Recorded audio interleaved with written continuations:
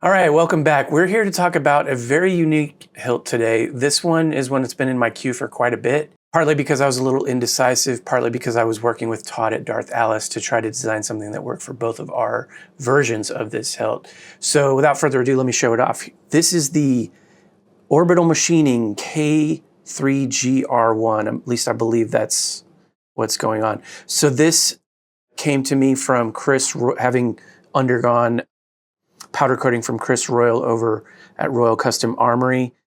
Again, this was a version of a hilt that's kind of before my time, but it came to me like this. The only difference was that there were two 12mm switch holes here, and while it had this area, I needed to drill and get this routed.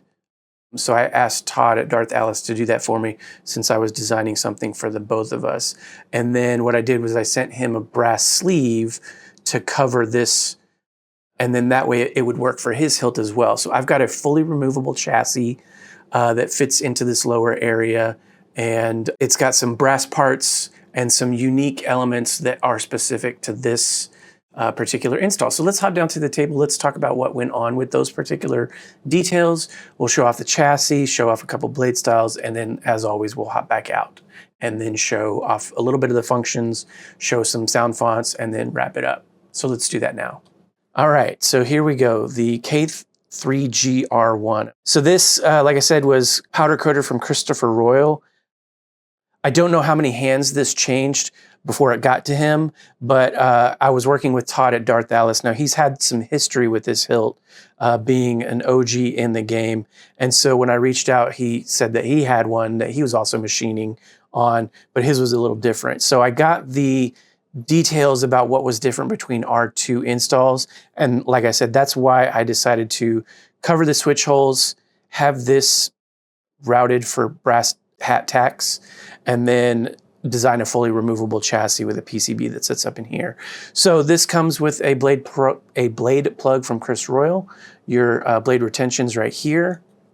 And I believe this is pretty typical of the Orbital Machining. So this shroud comes over, it comes in three parts. There's, well, I think four.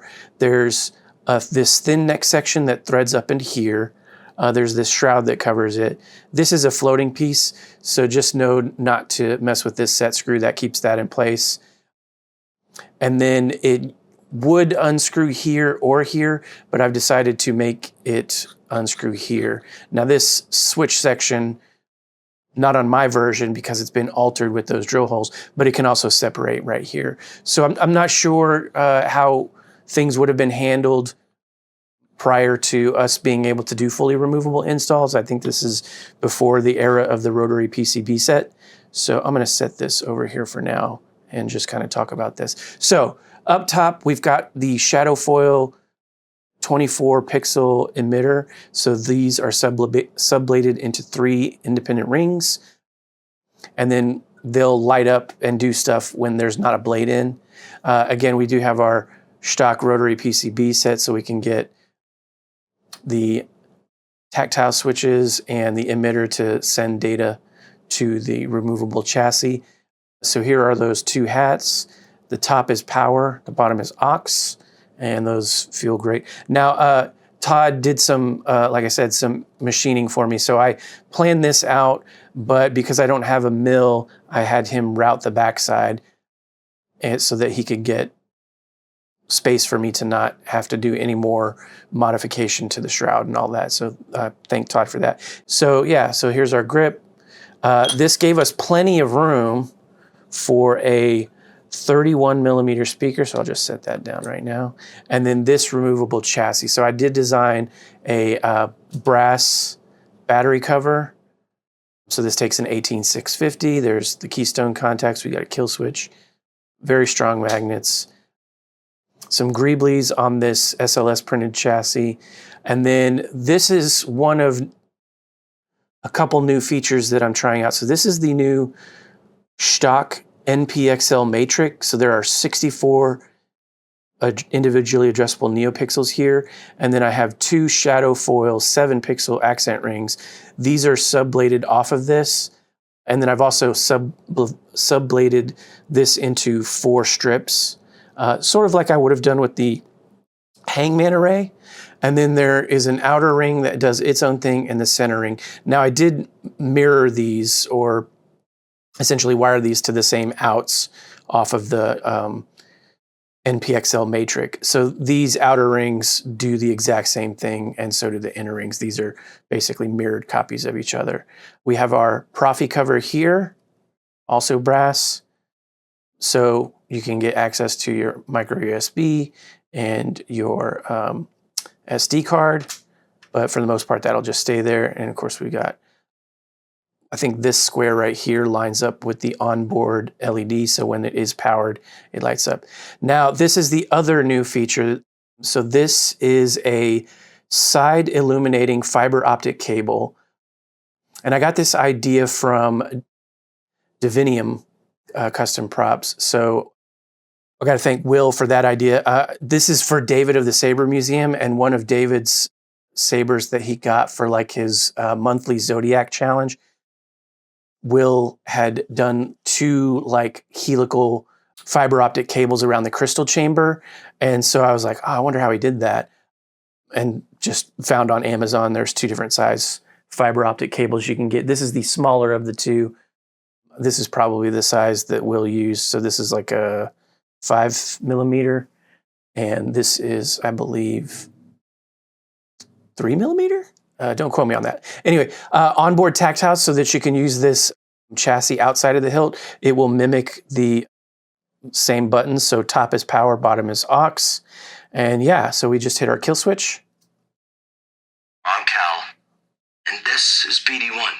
What I didn't mention is that there is a individual NeoPixel PCB. So it comes from KR. It's got the 2020 at this end, and then there's another one floating at this end, just kind of adhered to the end of the fiber optic cable. So those can help keep this bright. So this one is obviously a little bit brighter, or I should say that it's a little bit closer to where this is actually being lit than where this one is in the chassis. If I didn't mention it, we got a 31mm bass speaker from KR, and then here's the pancake side of the Shtok rotary PCB set. So all in all, really cool stuff. So right now you can see the inner 2 on the NPXL matrix are doing the exact same thing, and then the outer 2 are off.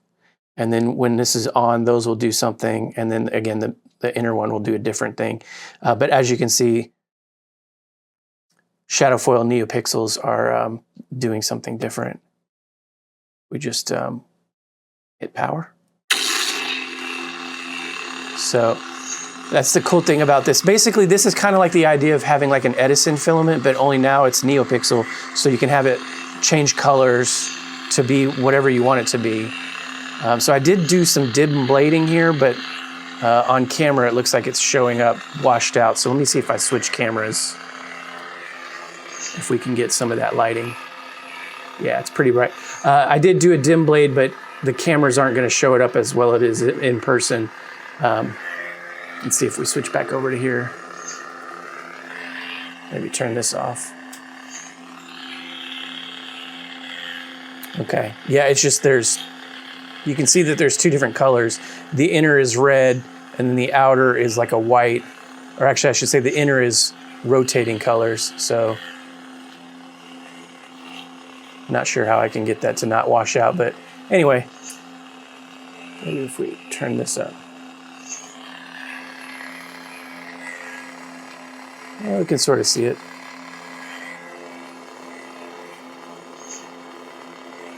But yeah, plenty loud. Show off some of these greeblies. I did do a little pass of rub and buff on this SLS Nylon in 2 different colors. But we've got like brass here, brass here, brass here, brass here. Now I did weather this so it kind of mimics the brown here versus the gold kind of copper here. Just trying to maintain that color scheme. But so you can see Those NeoPixels react to clashes and blaster blocks.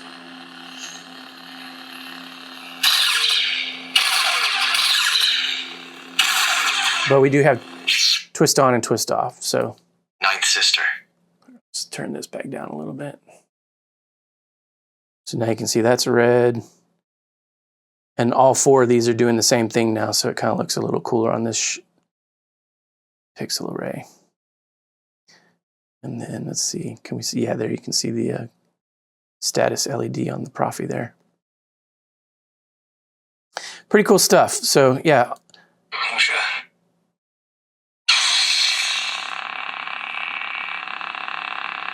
There you go. Now you can sort of see what's going on there. There's two different things going on that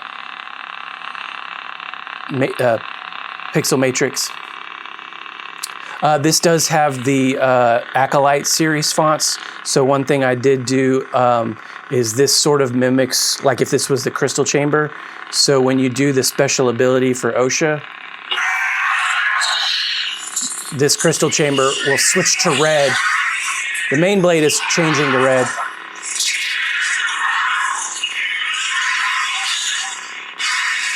So now the hum changed, and now this has changed to red. So these are just doing their own thing. So I didn't do that there. But you know, if we switch over, Chimere. bunch of cool stuff. So let's put it into the saber and show it off. This takes a 1-inch diameter NeoPixel blade. So we'll just put that in there, and then this will make sure that they make contact.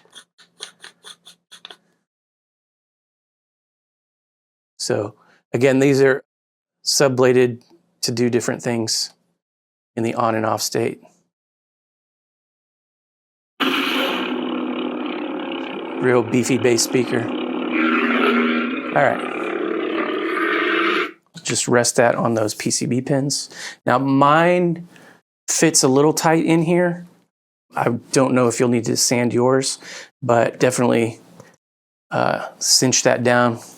And then this is programmed for 36.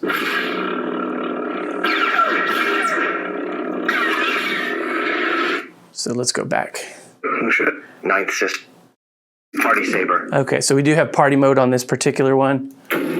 So when we do that, get that little transition sound, and now heavy swings, change the color. Hopefully that shows up on screen. Yeah, that's like purplish.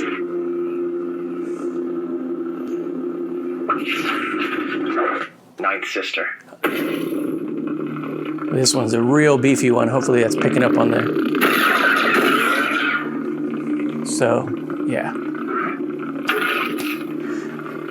So like I said, we have gesture control, twist on, twist off, and then thrust on. If you do twist on, you're gonna bypass any pregons that may be programmed for that particular font, and you'll also be in battle mode. This is typical for most of my programming, especially for David of the Saber Museum. But what I like to do is that battle mode clash detection. So light taps, you'll still be able to get like glancing clashes, and then hard clashes will be a lockup until you pull out. So let's demonstrate that real quick. Okay, so now we're in battle mode. So if I barely tap, we're just gonna get clashes. So that was just hard enough that now I'm in a lockup. And I can move it around, right? But when you pull out, you'll disengage that lockup. And again, that's true for like melts if you're sideways. Oops, that was a little bit more than a melt. Can twist it to change the color. The longer this particular one's hold, the more active the tip gets until you pull out. Same thing if you're down and you do the drag. Okay. But again, if I just lightly tap, you'll get a clash. But if I smack it, now we're in a lockup until you pull away. So also, you can start and stop tracks with the saber off. I've done a bunch of David's requested tracks. So for instance, OSHA, the Amanda Stanberg, I think's her name, did a violin concerto version of the Star Trek. So we'll do that one. Right? but only the designated track when you're pointed straight up. If you do this way, you'll get into track player mode. Get a little chime as you rotate. You're going through the list. Now I've put them all in the common folder, so they're going alphanumerically until you press a button. So, there we go. So now it'll keep playing and can move it around, and it's not gonna switch tracks if you do that. So yeah, that's just the designated track. But again, let me go ahead and demonstrate that crystal bleed effect. So it's hold power and twist to the right.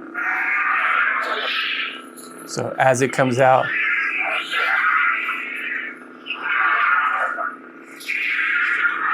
and then once it gets fully engaged, you can hear the hum goes to a darker hum, right? And you can just do that again. And I think if it's hold power and twist to the left, I think it just quick changes. Yeah, there you go. So you can go back if you accidentally did that. So same thing with this. You use the special ability 1 to do Cortosis Clash. And what I was trying to say just a second ago is Cortosis Clash technically turns the saber off as it's sparking out like it did in the Acolyte series. So what you have to do is hold power and twist to the right, and then you have 3 seconds to clash. So you'll hear a little sound change. There's your indication to clash, and then the saber goes off. Technically it is off, so if you hit power, you'll engage, but you'll still be hearing that sound. Right, but so it has a dual, like a secondary ignition. It goes part of the way out and then fully out. So just know that if something like that happens and you're unintentionally pressing buttons, that can happen. So let me demonstrate it again. So I have 3 seconds to clash, right? It's technically off. So if I switched fonts, I mean, it stopped doing all that stuff. There we go.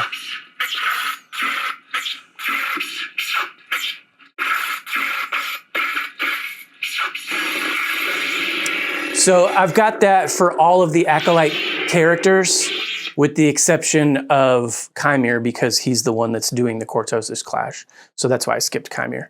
My name is George Fandar, Knight of the Jedi Order. Kelnaka. Master Vanestra.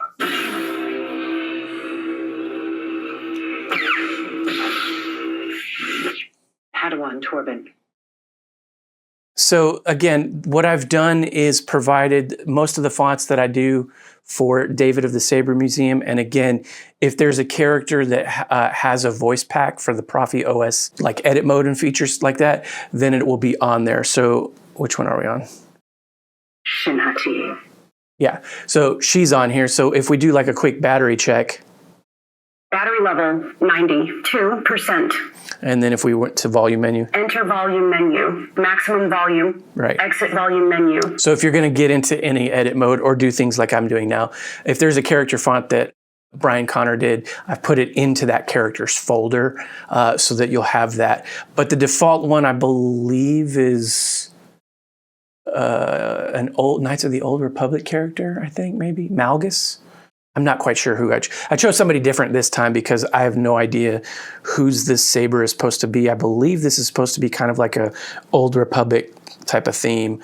But yeah, that's pretty much it. This is, again, going to David of the Saber Museum, and this is one of many that I've done for him with all of his particular requests.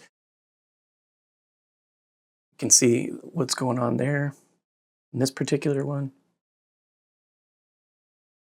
Ninth Sister. If we point the hilt down and go all the way back, Party saber. Battery level. we do have a battery level. So you're not going to see that on this. If the blade is in, you'll have that little bubble tip. But what I will say is all of the accents on the chassis will go from green to red. Green obviously being fully charged or mostly charged, and then red being bad. So again, you can always do the percentage check holding aux and tapping power in the off state. So again, bottom is aux, top is power. Battery level 93%. Yeah, there you go. So whoever that is, I'm not sure. I think that's Malgus. But yeah, so when we're ready, we can just take the chassis out to either charge or turn off. And again, the kill switch is right there, so you don't ever have to take the the cover off to just switch it off. So show off some of those details real quick. So yeah, this was a lot of fun to try to like see exactly what this can do. So that will wrap this up. Stick around for some other interesting things like this. I've got some new features coming up on a couple sabers that I'm pretty excited to roll out. But to the client, David, thank you for trusting me with this. Interesting historical little saber here. I know that like one of the popular versions of this particular hilt was called like the Killer Penny. I think that's right. So that would have been an actual like brass or copper like parts or colored parts. I believe it was actually machined from copper or brass.